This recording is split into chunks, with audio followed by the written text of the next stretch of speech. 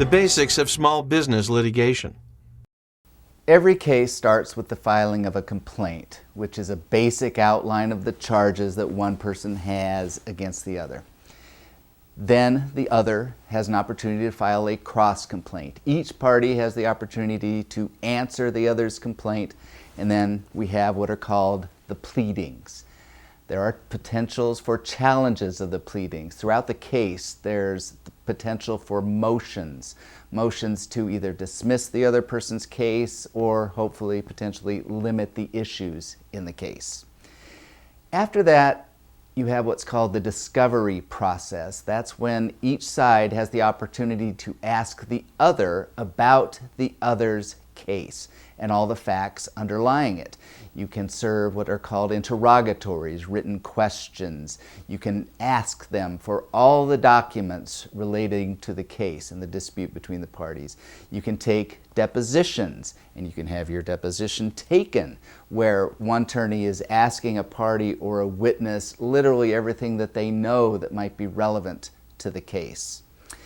The next phase is generally trial, and trial can be before a judge or a jury, and that's typically a significant decision whether you want to go with a judge or a jury. The system has become increasingly imperfect, I'm sorry to say. Courts are very crowded, and people accused of a crime have a constitutional right to a speedy trial.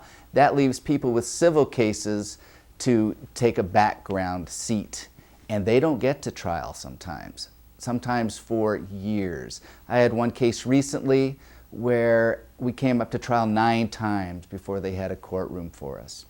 So you go through your trial, and you win, you lose. Significant question people ask is, well, is the other side going to have to pay my attorney's fees if I win? The answer is, it depends. In California, in most states, the parties each bear their own attorney's fees unless the case relates to a contract, which has a clause that says loser pays winner's attorney's fees. Not that many cases have that kind of clarity and prior agreement in advance. So you need to face the fact that in most cases you're going to have to pay your own attorney's fees.